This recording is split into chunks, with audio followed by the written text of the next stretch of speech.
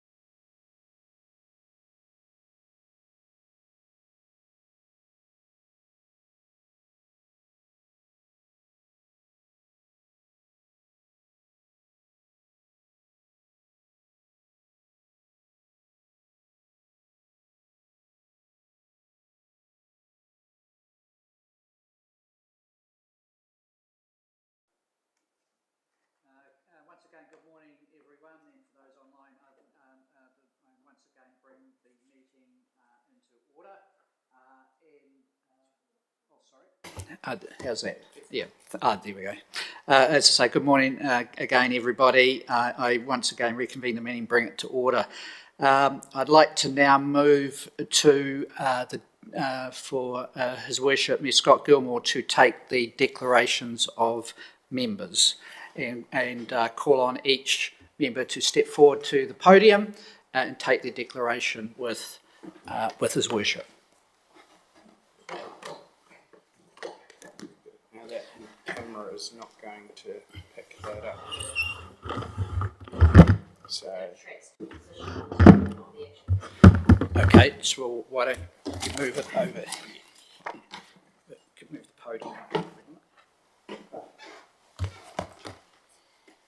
You can do it there. Do it there. How's that? Perfect. First of all, I just want to offer my congratulations to the board. You have all earned the confidence and the trust of your community, so congratulations. So it's with great pleasure that I will in a moment be asking you to come up and make and attest your declaration. The first board member that I would like to call up is Ernie Christensen.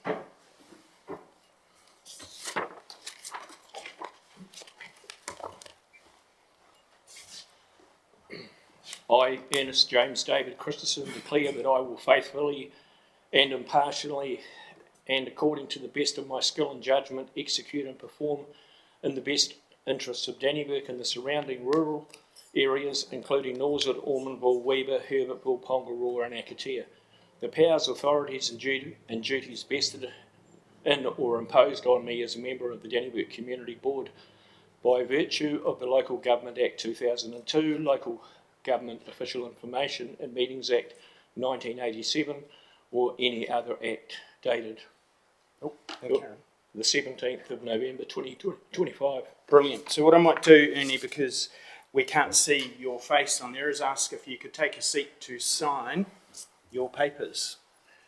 Okay. There's a pen.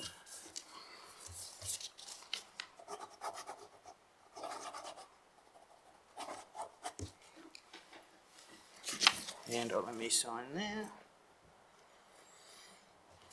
Congratulations, Annie. Thank you.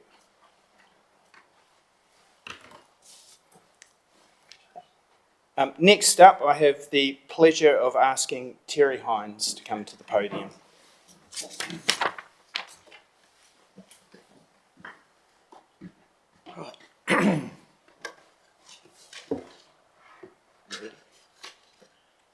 I, Terence John Hines, declare that I will faithfully and impartially, and according to the best of my skill and judgment, execute and perform in the best interests of Dannevirke and the surrounding rural areas, including Norwood, Ormondville, Weber, Herbertville, Pongaroa and Akatea, the powers, authorities and duties vested in or imposed upon me as a member of the Dannevirke Community Board by virtue of the Local Government Act 2002, the Local Government Official Information and Meetings Act 1987, or any other act, dated at Dannevirke, this the 17th day of November 2025.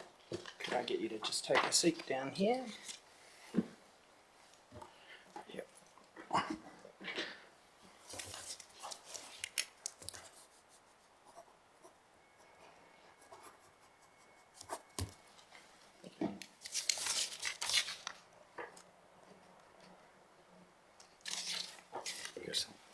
Congratulations, Terry.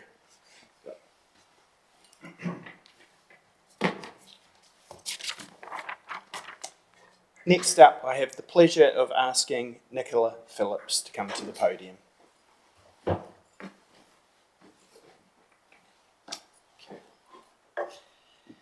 I, Nicola Marie Phillips, declare that I will faithfully and impartially, and according to the best of my skill and judgment, execute and perform in the best interests of Dannevirke and the surrounding rural areas, including Norwood, Ormondville, Weber, Herbertville, Pongaroa and Akatea, the powers, authorities and duties vested in or imposed upon me as a member of the Dannevirke Community Board by virtue of the Local Government Act 2002, the Local Government Official Information and Meetings Act 1987, or any other act. Dated at Dannevirke the 17th day of November 2025. Brilliant. If I could just get you to take a seat.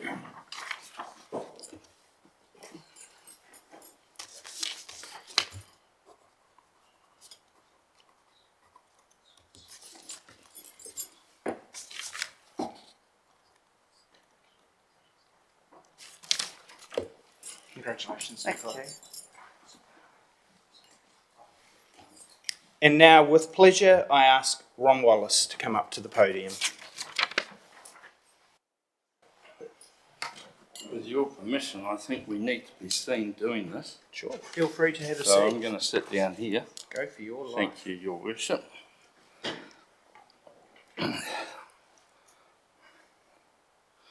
I, Ronald Thomas Wallace, declare that I will faithfully and impartially, and according to the best skills and judgment, execute and perform in the best interests of the Dannevirke and surrounding rural areas, including Norsewood, Ormondville, Weber, Herbertville, Pongaroa, and also Akatea.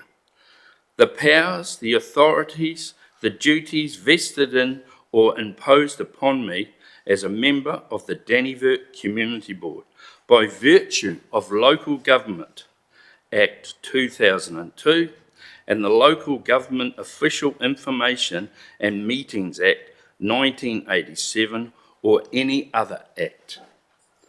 Dated the 17th day of November 2025. Thank you. That's just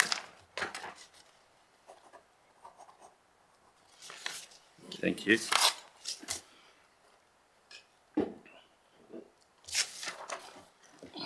Congratulations, Ron. Cheers.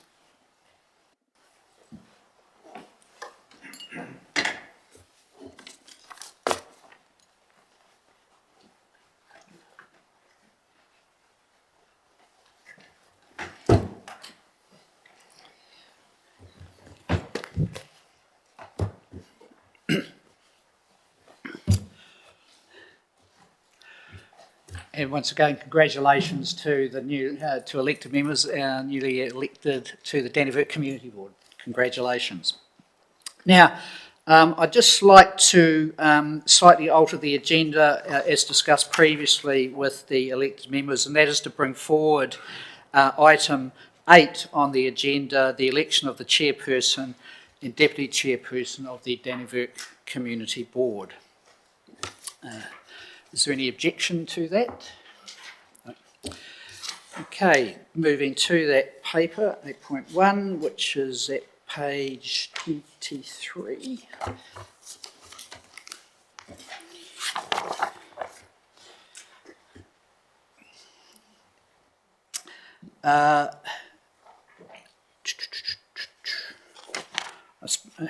We had, obviously the recommendations appear at point 1. We don't have names to insert in there as of yet.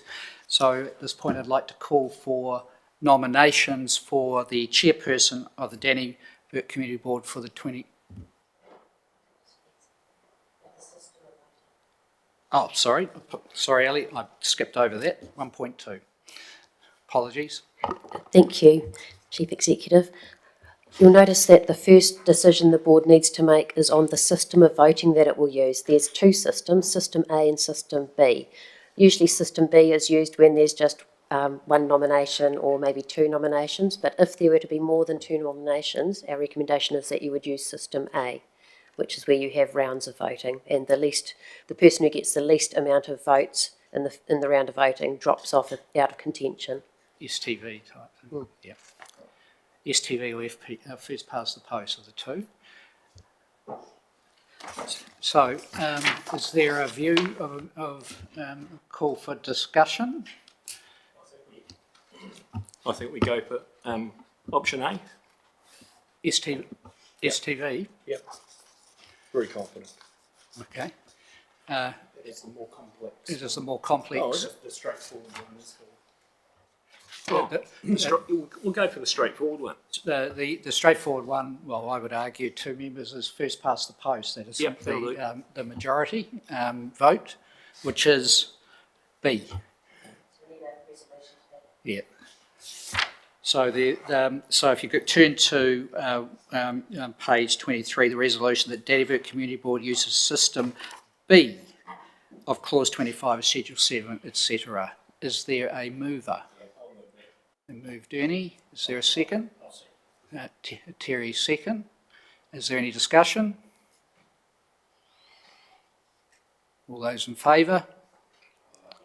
Opposed? Carried. Using system B, Ali. Then move to open nominations for the chairperson role. Are there any nominations? I have great pleasure in nominating Nicola Phillips for the chairperson. Thank you, Terry. Is there a second for I'll that? second that. Thank you, Ernie. Are there any other nominations for chair? Okay, the resolution then is that Nicola Phillips is elected as chairperson of the Dannevirke Community Board for the 2025-28 triennium. Do I have a nominator for that? Yeah. Because I need a nominator for the resolution, yeah. And second, all those in favour, any discussion, sorry?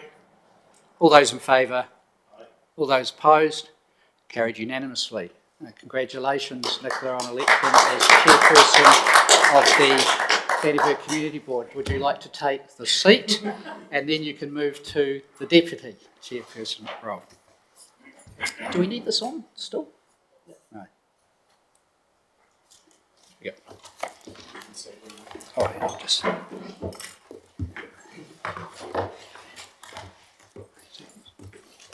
that you?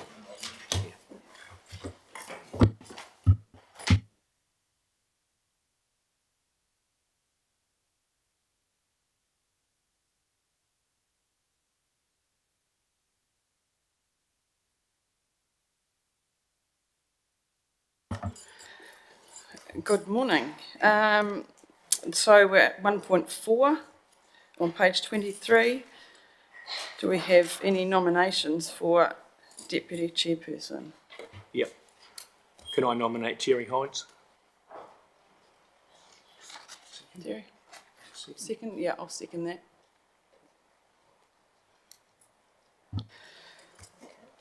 Any other nominations?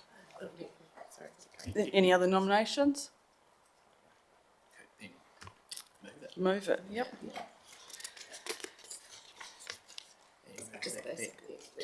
Yep, okay.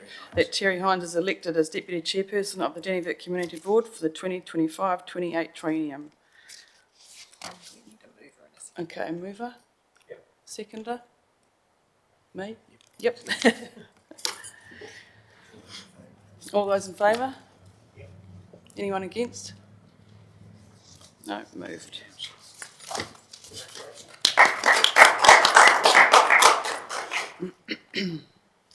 Okay.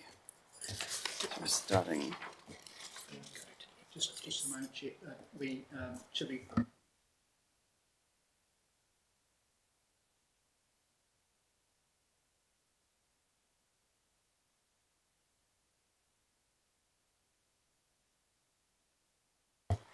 Okay, recommendation 1.1 that the report from the Manager of Democracy Services dated 3rd of November 2025 concerning the election of Chairperson and Deputy Chairperson of the Dannevirke Community Board be received.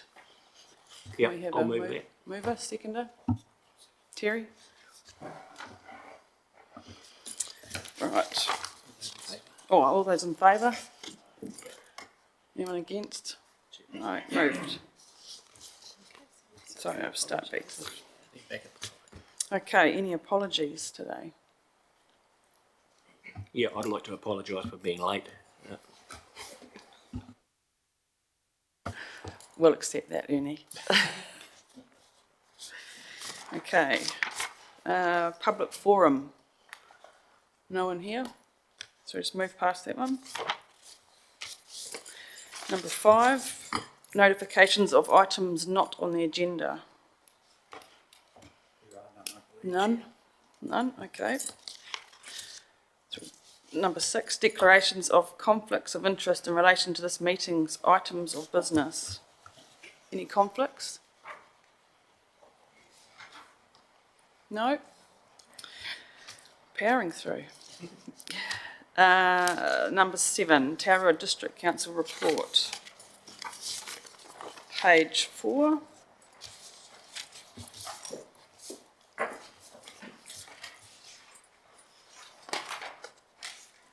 So I'll just go through.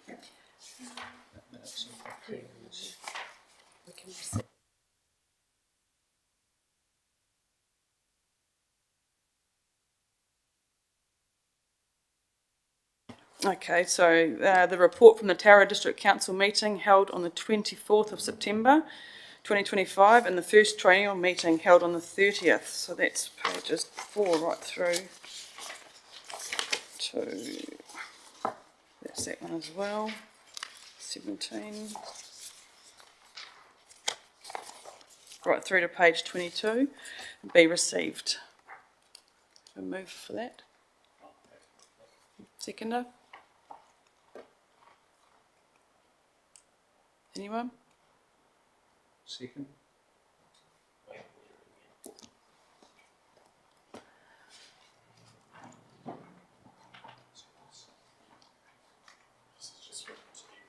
Yeah, just to be received, okay. Do we get a second? Ron, Andy, Nick? Yeah. Any questions? Thank you, Madam Chair. I'd just like to ask a question on page 7 of that report, 10.2. Is there any update on the water service organisation? I understand that from reading that report that the Wairarapa councils were meeting at the time of that report. I wonder whether we could have an update on where we're at with it. Through you, Chair, I can speak to that if you would like. The situation has progressed. Let's check the date of that. Yes, on October 31st, the Water Services Delivery Plan for the proposed Water Services Organisation for the combined Wairarapa and Taurua districts was accepted, approved by the Secretary of Local Government, Paul James. So that, as a result, the Section 22 of the Local Government Water Services Preliminary Act 2024 is now in effect, which requires the 4 councils to implement that Water Services Delivery Plan. And that work is now commenced formally. It is currently, so a series of work streams are underway to stand up the formal new body, the council-controlled organisation, which will be a limited liability company owned by the 4 shareholding councils, according to the number of connections. So, if memory serves, Taurua will be the second largest shareholder in that, give or take. The next step in the implementation process is to formally stand up the Stakeholders Council. That is a council made up of 1 representative of each of the shareholding councils, plus Rangatani, plus Ngāti Kahungunu. And I would expect that to be decided for Taurua at the next council meeting next week. And it is likely to be His Worship as Taurua's representative, as indeed with the others. Their first task, once they are formed, is to formally appoint the directors of the Water Services Company. So right now, there's Sheffield, on behalf of the shareholding councils, is managing the appointment process, currently going to market to determine who it is against the criteria that will be approved by the stakeholders forum. Once they are established, the company's formed, and we're then, from that point on, Terry, focused on the process to for the CCO to take operational control of each council's 3 water assets no later than 1 July 2027. So essentially we are now in implementation mode. That means each council will have to do things such as identify very specifically the assets to be transferred, the staff to be transferred, and so on and so forth. So we're in execution mode now with a go live of 1 July 27. Further to that, Malcolm, will that board be responsible for appointing a chief executive? Yes, that's correct, Terry. I would expect that'll be one of their first tasks, would be to appoint the chief executive. The view of the CEOs of the councils that are governing the project till the stakeholders group is in place is that the better approach is that they appoint the CEO to be the permanent CEO. The other alternative is you do a transition one, but our initial view is that it would probably be better just to appoint one person who then takes over control. But ultimately that's a decision for the board. But that would be their first task. I imagine the chief executive after that will also appoint their second tier level and start managing that process of staffing up, identifying the assets, getting plans in place so it's a seamless transfer from the consumer's point of view, which is the most important point of view, that is ratepayers and consumers, so that they don't see any disruption in service levels between the June the 30th and 1 July. June 30th being where Tararua District Council still has formal control, 1 July when the CCO has formal control. So that's the key deliverable that the organisation's management team to be put in place, as you correctly point out, by the board. That's their chief task in this period going forward. I expect that person probably to be in place sort of July, August. It sort of is depending on when we get the directors and then how fast the directors move. But that would be our rough, that gives the CEO essentially a year to get things organised. Yeah, thank you, Malcolm. And further question, Chair Nicola. Item 10.6 on page 10, better off funding timeline, the urban enhancement strategy. I may be a little bit ignorant, but I just wondered if I could point a question at Mayor Scott. Could you outline that enhancement strategy and the purpose of it, please, Scott? Certainly through you, Chair Nicola, happy to do so. There is a fair amount of information on that council meeting and the discussions that were had, so feel free to jump back and have a look.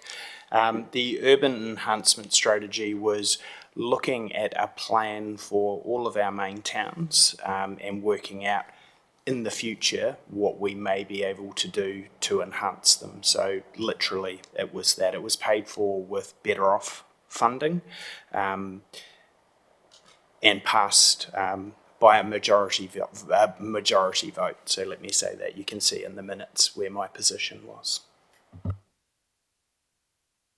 Yeah, thank you, Scott.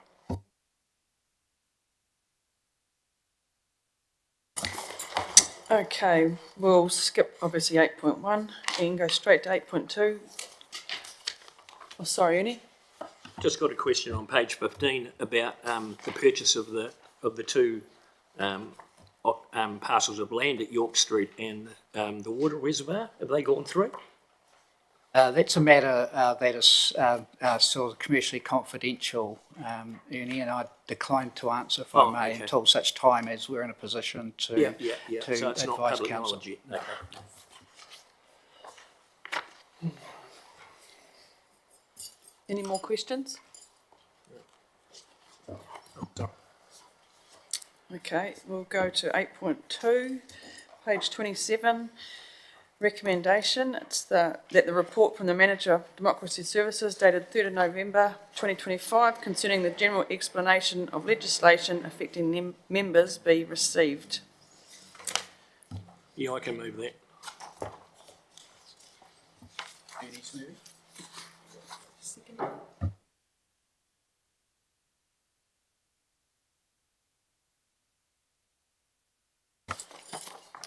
Ali? Thank you, Chair Nicola. This report is about explaining the legislation that applies to elected members is done at the first triennial meeting of every council and every community board. It's very important to know have a general understanding of the laws that apply to you in your role. This report sets out a number of them that we wish to draw to your attention. The first one is the Local Government Official Information and Meetings Act, which we refer to as LGOIMA. Now, this act covers requirements around holding meetings, putting out the agendas for each meeting, and also access to information. Agendas are always made public at least 3 days prior to a meeting. That's set down in legislation. We try to do that as earlier than that if we can. The agendas are available for the public to read on our website. They're available in our libraries, and they're available at our front counter so that people have access to what is going to be discussed at the meeting. Decisions can only be made on items that are actually in the agenda unless it's really urgent. So if a decision is required on something, the board really needs to work with the chairperson and with your democracy services staff to get a report on the agenda so it sets out all the information that you need as background before making a decision. The Local Government Act covers what information you need to have before you to base your decision upon. It's also really important that members have thoroughly read their agendas before coming to the meeting so that they are prepared with the information that they need to make those decisions. The minutes of your meetings are also made publicly available. They're put up on our website within 5 working days of your meeting.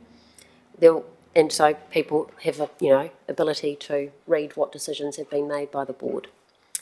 So if we go down to the next one I want to draw your attention to, there's a good summary of each one in your papers. I won't read all of them out, but the next one that's really important is the Health and Safety at Work Act 2015.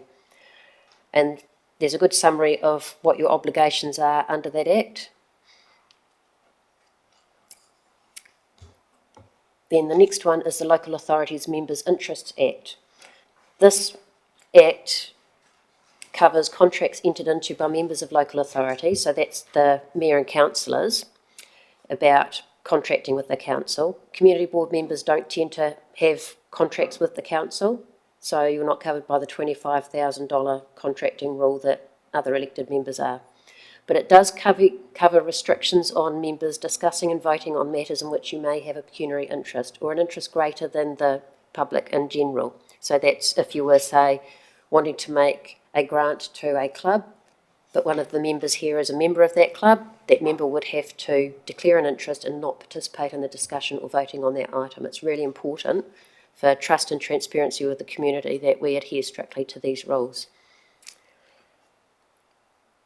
We also are required under the Local Government Act to publish a register of members' pecuniary interests. So we will be providing you with information that you need to fill out and return to us. We have to publish this register on our website, and we also get an update from you every year on changes to that so that we can keep up-to-date information available for the public to read. We've got the Crimes Act, Secret Commissions Act. They're pretty self-explanatory. Financial Markets Conduct Act, that doesn't really apply to us councils. We don't borrow money by issuing public stock. And the Public Records Act. So this covers keeping all our records available and searchable in a way that meets the requirements of the Act. So if any community board member is corresponding with members of the public about the role of being a community board member, we ask that you please provide us with a copy of that correspondence so that we can put it into our records and so we can meet the requirements of the Act. It also helps us to respond to requests for official information under the Local Government Official Informations and Meetings Act so that we have a copy of that information and it can be made publicly available on request. I'm happy to answer any questions that anyone may have.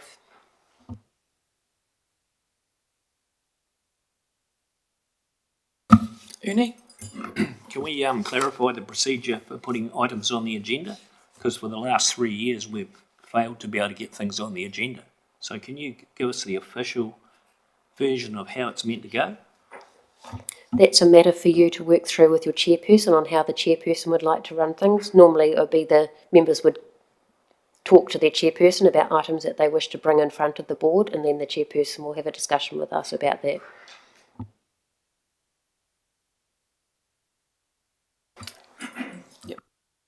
Yes, I just a further comment just to support Ali's presentation, but I want to make sure members really understand LGOIMA, the Local Government Information. You should treat everything that you do related to council business, the email, text, everything, as being official information. So just always understand that the front page of the Dominion test applies, that if you don't think you should say it, don't say it. Embarrassment is not a reason for declining the provision of official information. I say that at the outset of almost every triennium, just so that everyone is very clear. So just, I don't really need to say more than that. I just wanted to emphasise that point to elected members. Can I just ask a question? What is the time frame to get something put on the agenda before the... We need to have it in time for us to be able to prepare any information to go on the agenda, like write reports that outline all the statutory information around it. So a good 2 weeks ahead is really helpful, because then we also need to ensure that our Chief Executive has had a chance to review reports before they go on the agenda as well. Thank you. Any other questions? Yeah, I'd like to, through you, Chair Nicola, just a question for Ali. Is there a link between the Public Records Act 2005 and the Official Information Act? So if members of the public are requesting information from public records, does it have to be done under the Official Information Act? The Official Information Act doesn't actually apply to councils. It applies to Crown agencies.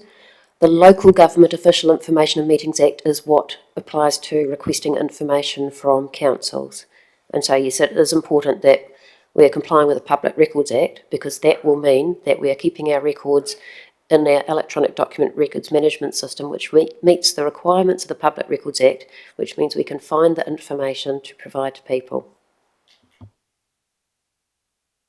If I may, Chair, just adding to that, the two overlap, but only to a certain point, Terry. So, and use an example, a text from one elected member to another probably wouldn't be caught by within the meaning of the Public Records Act, but it's certainly caught by LGOIMA. But whereas papers like this will go into the public record and so on and so forth. So just be aware that LGOIMA is quite expensive. Yeah. It also covers your social media posts, those sorts of things.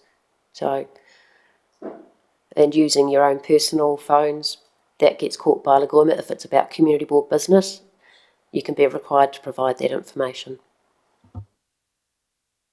So could you outline the procedure for people requesting information from the public records? From the public record, I can't tell you off the top of my head, but I probably would apply, you would assume you'd go to the National Archives and the Chief Archivist, if that's what you're asking, Terry.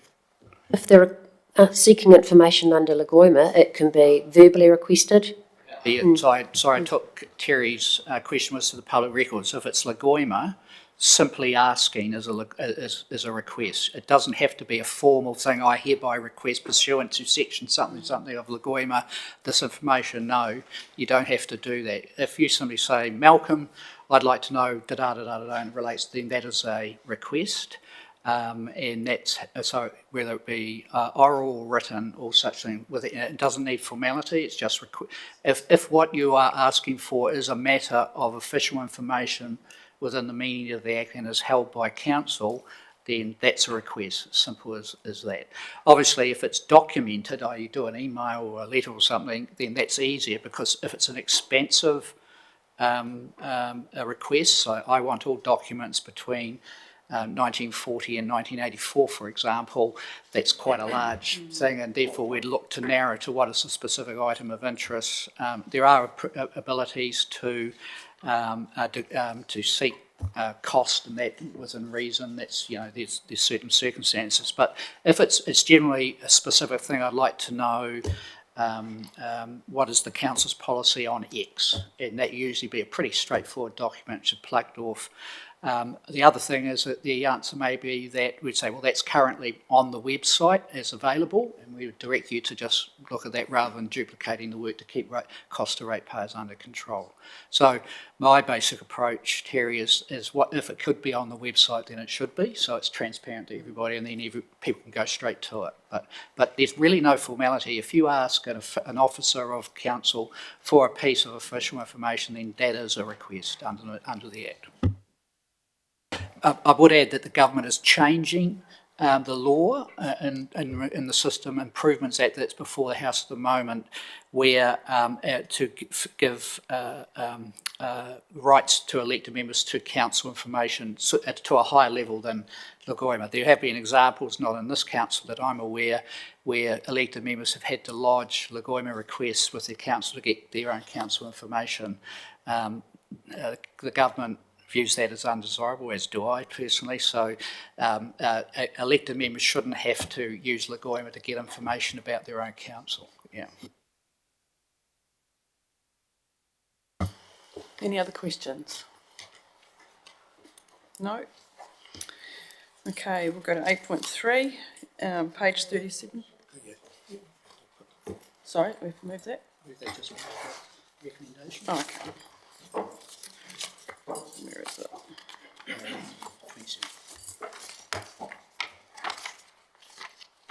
27. Recommendation that the report from the Manager, Democracy Services dated 3rd of November 2025 concerning the general explanation of legislation affecting members be received.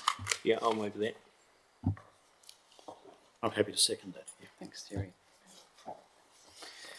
Okay. Oh, all those in favour? Against? No. 8.3, setting the meeting dates for Dannevirke Community Board meetings, page 37.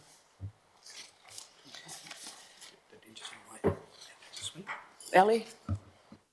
Thank you, Chair Nicola. The purpose of this report is to formally decide the date that you're going to have your first ordinary meeting this year, and to have a general discussion about how often you think the board should be having its meetings and at what time they should start and what day of the week. We will then bring a formal paper to your first meeting to adopt your 2026 meeting calendar. So we had this discussion at the Dannevirke Community Board, and they have decided to have the first Monday of the month for their meeting day, but they're going to meet every second month. In the off month, they're going to have an informal get-together and only have formal meetings every second month.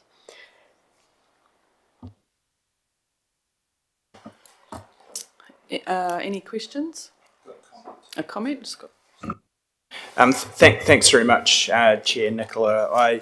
I did just want to comment on this paper because I was part of the discussion at the Dannevirke Community Board where they decided to move to a formal meeting every 2 months.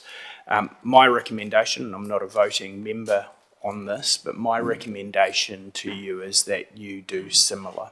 And the reason for that is it gives you the opportunity to not be caught up in standing orders, actually work on doing things, driving change and getting things done. Meetings sometimes can be just sitting down, reading and reviewing reports, rather than what you as a board are doing to improve the community.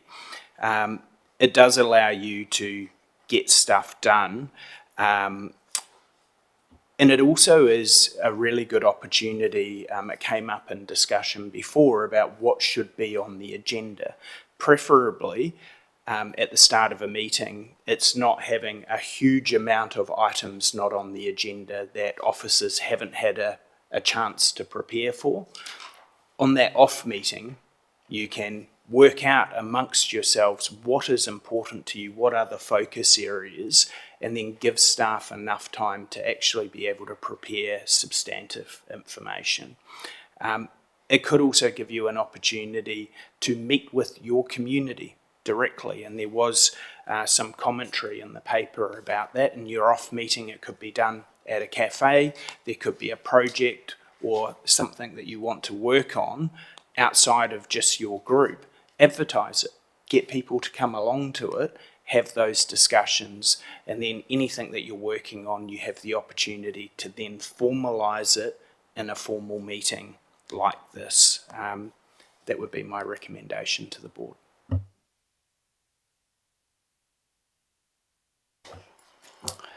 Discussion. Any comments? Yeah, I'd like to speak in favour of what has been proposed by Mayor Scott. It does make a lot of sense that second meeting is an informal meeting where a number of points, affecting the community can be discussed and debated, and certainly to involve the community at the same time. I think it's a real positive for me. Yeah. I guess the other thing is that what we need, and obviously this paper now is saying that, are we going to ratify that we continue with the meeting days each month, the third Monday of the month at 9 o'clock? Is that suitable to everybody? The other point is that, we get our reports, 2 working days before the meeting, which is usually on a Wednesday night, a Wednesday evening. So it gives us Thursday and Friday as the 2 working days. But it can be quite a stretch to read all of the papers in time, because there's quite a lot to get through. So is that a point for us to discuss?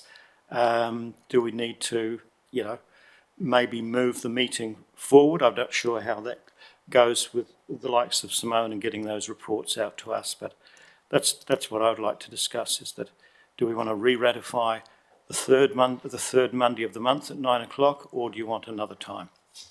Or do we need another time, should I say? I think we need, it needs to be later in the month, because we don't seem to have much time to read everything that we get. And the 2 monthly stream meeting, and then have a meeting in between, a working meeting, whatever you want to call it, sounds like a good plan to me.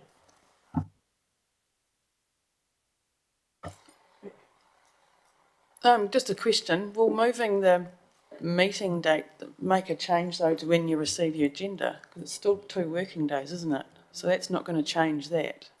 No, that's not that. Yeah. We're still required to give notice. Yeah. So if they have their meeting on the Wednesday, they've got 2 days. If we have our meeting the week later, that means we've got a week and a half to read it, doesn't it? Surely. We're not going to get it earlier. Through you, Chair, no, the date that the meetings will issue will be determined by the date of the meeting, essentially. So everything moves in conjunction.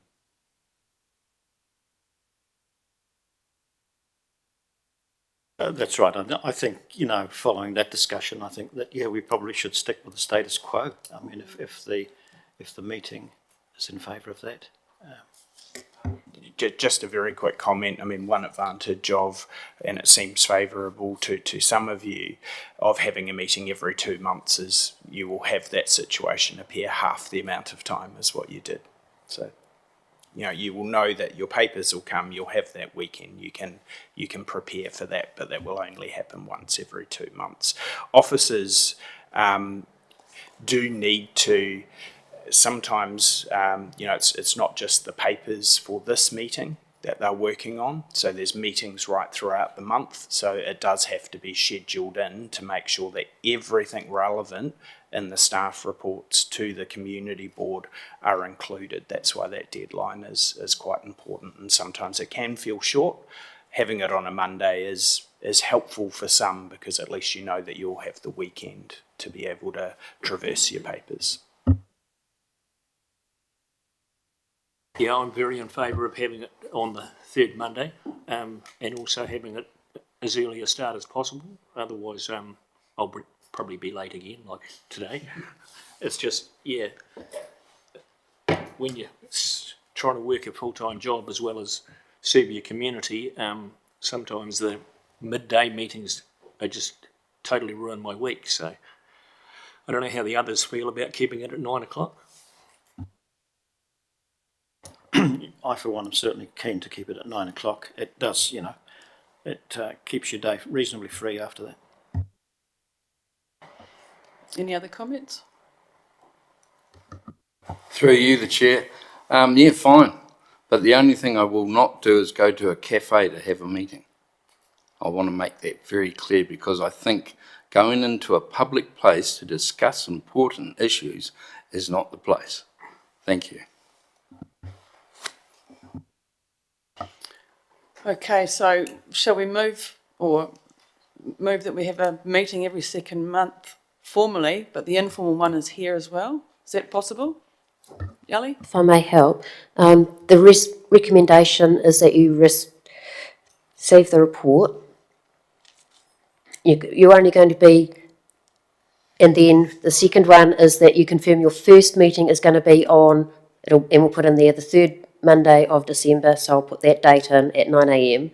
And then the third recommendation is just noting that we will bring you a report to decide at that next meeting on the calendar for 2026, which is like setting the meeting dates and deciding all that other stuff about holding informal meetings in between times, which you can hold wherever you want, because there won't be decisions made at informal meetings. All your decision making takes place at a formal meeting, which is held here. So just to clarify, the informal meeting, will there be minutes taken so we've got records or not? No. An informal meeting is not a meeting. It's like a brainstorm, discussion, briefing, whatever you want. But formal decisions can only be taken at a scheduled meeting that we have advertised to the public, given public notice of, put out an agenda with all the reports just like this. This is what is called a formal meeting.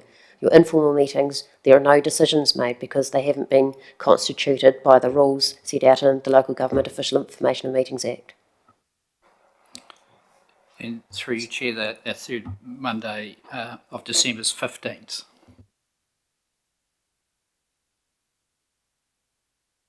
So we can either use the chamber here or a meeting room at the council building, is that right? Yeah. Yes, that can be arranged. It makes a lot more sense to use the one at the small room, yeah. So the 15th then will that be a formal meeting or the informal meeting? Formal meeting.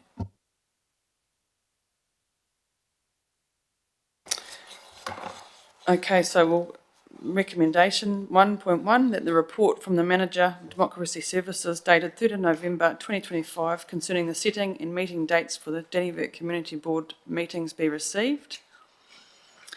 1.2, that the Dannevirke Community Board confirms that the first meeting of the Community Board will be held on the 15th of December at 9 a.m.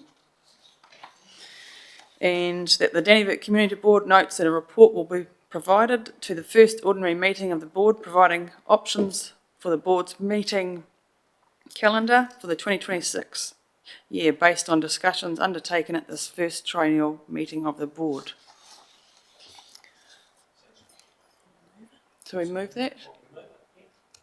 Yeah, I'll move that. Second? Second that, yeah. Terry? Anyone against? Oh, all those in favour, sorry. Yeah, and then anyone against? No, moved.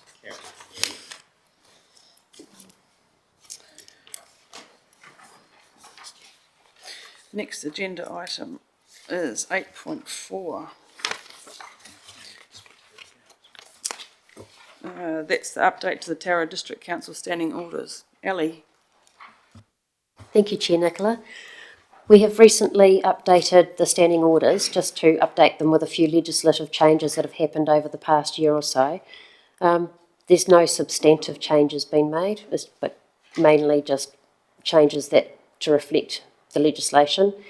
What standing orders are is they just set out rules for the holding of council's meetings and community board meetings, and it just helps you to ensure you're making your decision making in a transparent, inclusive and lawful manner and in compliance with all the laws regarding meetings that are set out mainly in the Local Government Official Information and Meetings Act and the Local Government Act.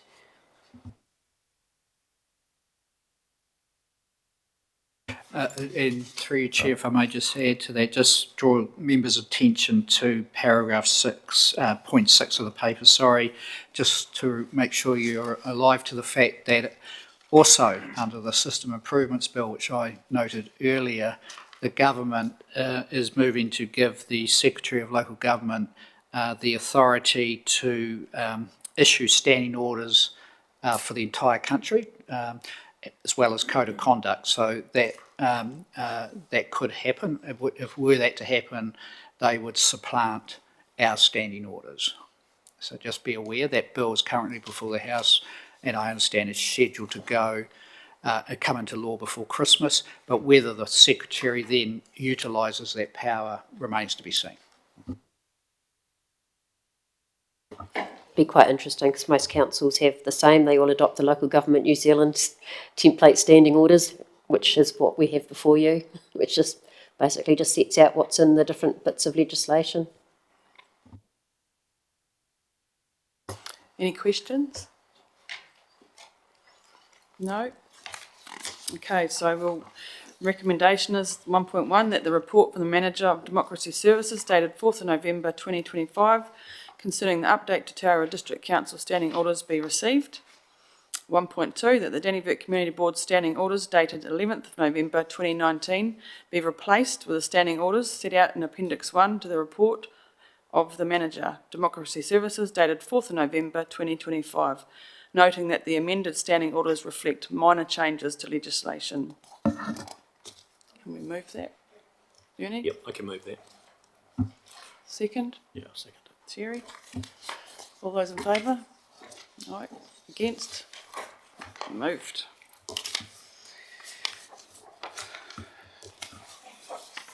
Number 9.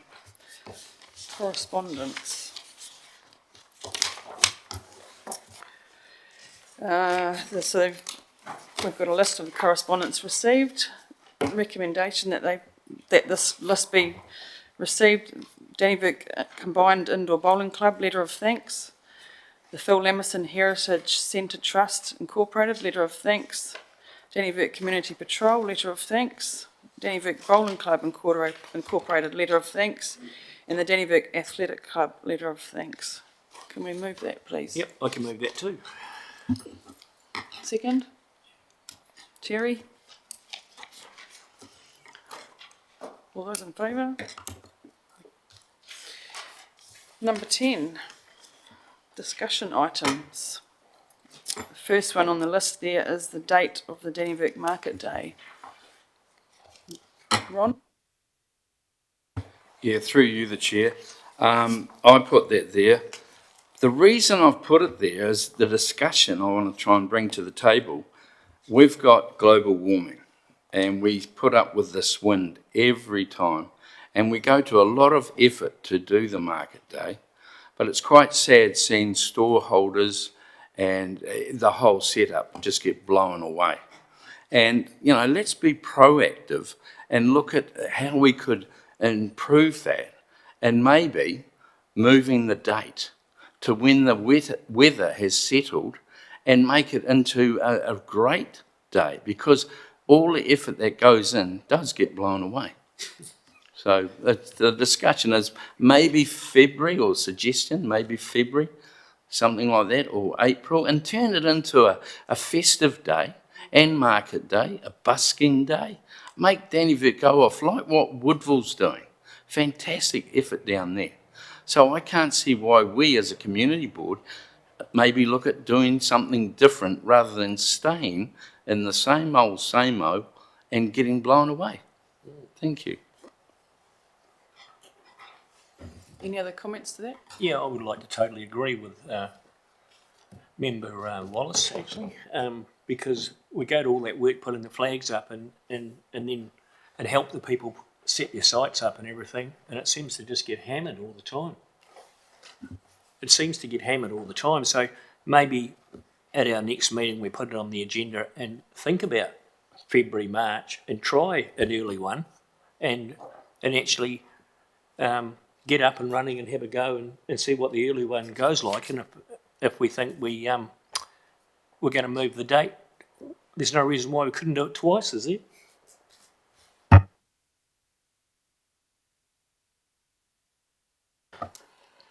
Any other comments? Yeah, through you, Chair. Nicola, yeah, I'm very much in favour of having a discussion on the date. Yeah, let's do it. I agree too. I think every year it's a battle, and I noticed this time the traffic just wasn't stopping. The weather was no good. That's just the numbers are depleting. So I think being the Hawke's Bay anniversary doesn't make a difference because the town's sort of divided with that anyway. So maybe we try and work out a date. Right. Yeah, well, apparently we're not Southern Hawke's Bay anymore, so we can't rely on Hawke's Bay weather, can we? And we can't take off the back of anything there. So I think we need to move to the early in the new year. Through you, the Chair.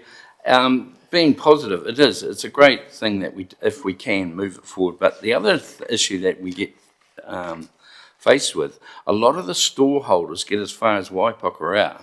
They make a phone call, and we've gone to a lot of trouble seeing store owners, if it's okay to put a stall in front of their shop, they all go yes, and then these people come halfway down the track, and because of the weather conditions. So I think, yeah, it'll be cool if we can move forward and select a better weather day. Thank you. I think we're all in agreement there. So process, we do that at the next meeting. We'll put that on. We'll put that down for the agenda for discussion at the next meeting date, 15th. Sounds good. The second one there is the flag tracks. Acknowledgement to Scampower for installation. Is that Ron? Yeah, that's one I put on. The flag track, great idea. Now, I've had very good success with Hamish at the chemist shop, and he has accepted the offer of going from December through to January. He's in the process of buying the flags, and he's quite excited that we approached him as a community board to offer it to him, and he is definitely on board. He's bought the flags at this stage while they're in the process of arriving, and we need to pull down the ones that are up at the moment, the festival ones, and on the 1st of the month, as a community board, we need to put up his ones. So I'd like to move that, we set a date for that one too, please. Thank you. And also thank Hamish for his ongoing support of our community. Thank you. Yeah, to second that, do you think we should draft a letter off to him from the community board, thanking and acknowledging it, and then That's a great idea. because we're going to be putting them up before our next meeting, aren't we? Well, you, the chair, it was done on a handshake, and he was acceptive, and he was overwhelmed. So official letter would probably do the right thing. Yes, thank you. So that's December and January. Correct. Okay. We have no plans after that? Through you, I'm working on another one, and I'll keep you posted on that one as well. And also another one in April. So it's going to work. It's a great idea. Yeah. Thank you.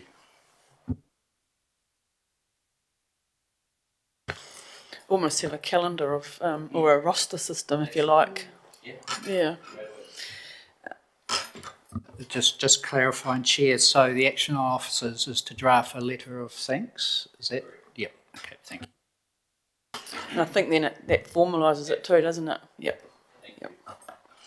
The third item there is the signage for the information centre at the Tauranga District Council Service Centre. Ron? That was me. I came out of the council office the other day, and there was a group of tourists outside the council office, and they said to me, whereabout is the information centre?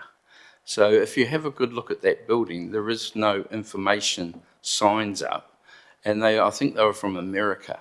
But besides that, we need to be proactive there. I know we've got the library, but it is the place now to go to.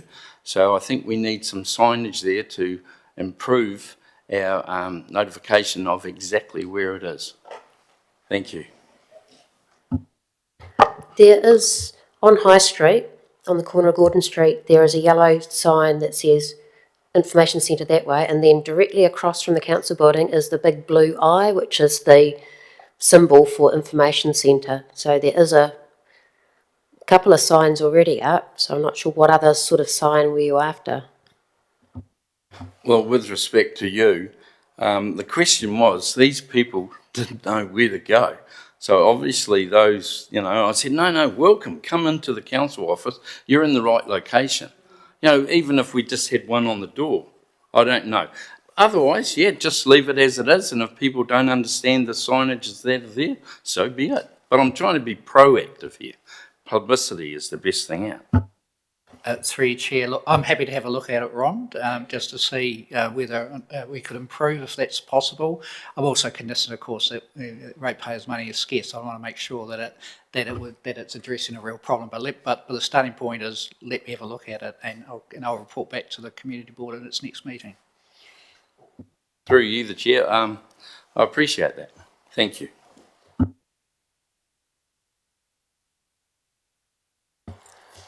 So further to that, is there actually no signage on the office itself, on the building itself? And shouldn't we have some signage on the building? Yeah, I can't tell you off the top of my head what it is, Terry, but that's why I said let me have a look at it and I'll make a judgment.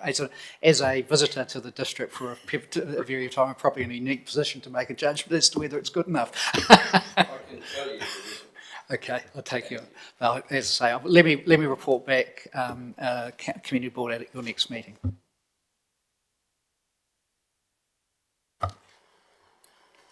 Okay, no more items for discussion. Number 11, the chairperson's remarks. I haven't prepared anything, obviously. Well, it's been a bit hairy today, but hopefully it'll get better. We will, maybe next time I'll do something. Yep. Number 12, items not on the agenda. None, so, okay. Then we declare the meeting closed. Cheers.